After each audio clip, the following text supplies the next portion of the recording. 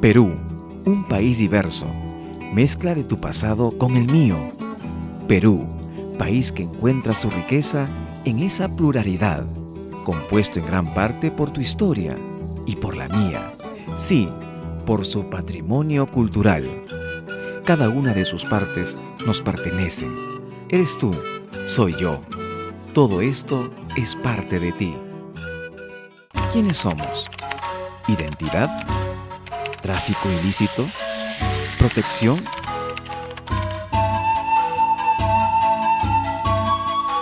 Patrimonio cultural es la herencia de bienes que nos han dejado nuestros padres y antepasados a lo largo de la historia.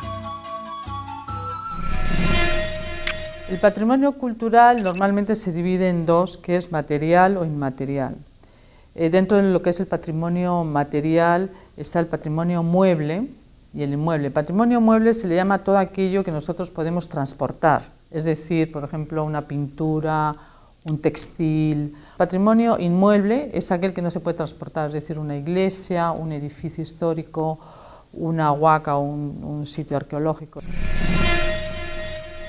El patrimonio cultural inmaterial es aquellas prácticas, conocimientos, saberes que los pueblos han ido acumulando a lo largo de miles de años de creación cultural.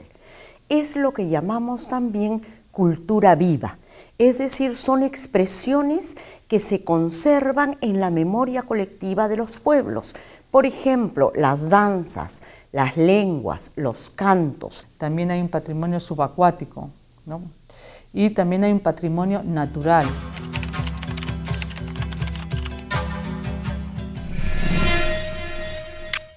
El reconocer de dónde procedemos y cómo fue ese pasado consolida nuestra identidad, primero como personas y luego como seres sociales, en este caso como peruanos.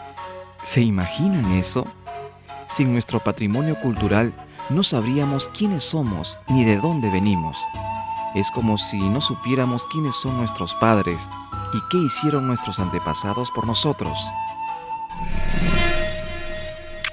Cuando uno llega a conocimiento pleno de su pasado, de su historia, sus raíces, se conoce más, reafirma su identidad y a partir de eso sabe hacia dónde va o puede proyectarse y mejorar o desarrollarse como persona en el tiempo presente, ¿no?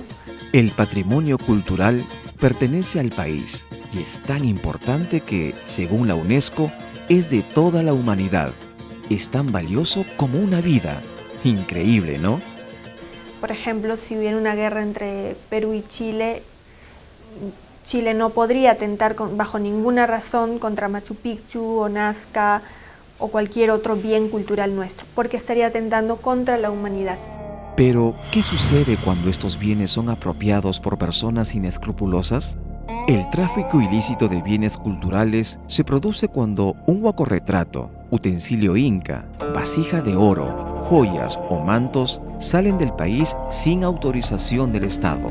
El tráfico significaría el traslado, sin cumplir las leyes de objetos que pertenecen a un país a otros contextos.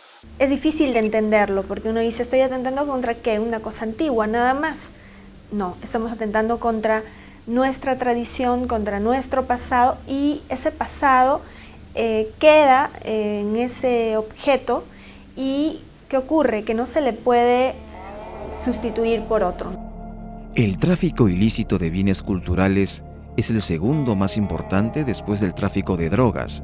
Por desgracia, las personas involucradas, como los huaqueros, no tienen ni la menor conciencia de sus actos. No conocen los precios que estos objetos pueden alcanzar en mercados como el europeo. Y lo peor de todo, es el resultado de su inescrupuloso trabajo de excavación. Se daña, se destruye gran parte del patrimonio. Lo que pasa es que es una cadena.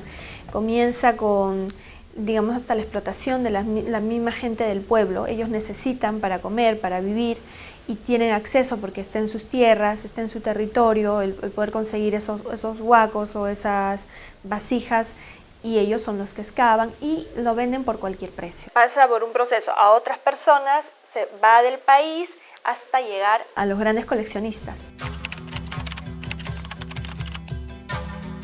El tráfico ilícito, o sea, está prohibido, como dije, desde 1822. Perú es uno de los pioneros en dar leyes en que no se puede traficar ni sacar piezas al extranjero, ¿no? El Estado da las leyes, pero al mismo tiempo también los municipios, los alcaldes, deben de involucrarse. El Perú es tan vasto, es tan grande, tiene tanto patrimonio que es imposible que el Estado solo lo pueda proteger. Hay un convenio del año 1970 por la UNESCO que está luchando desde ese entonces para contrarrestar este delito.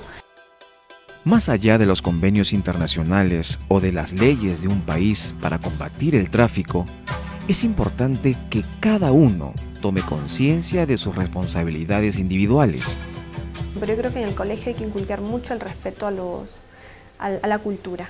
Acordamos de ese caso particular en los jóvenes que escribieron o dañaron y comenzaron a patear, chan.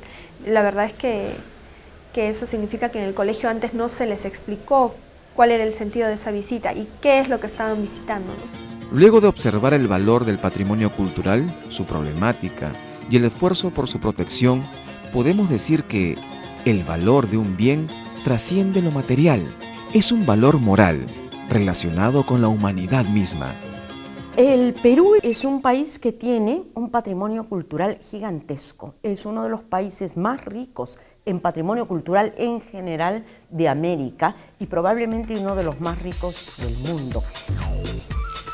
Los bienes culturales no fueron creados para una apropiación egoísta, sino para exaltar a la humanidad en su conjunto. Reflexionemos, actuemos. Recuerda, no solo es llenarnos de orgullo, la tarea es proteger lo nuestro.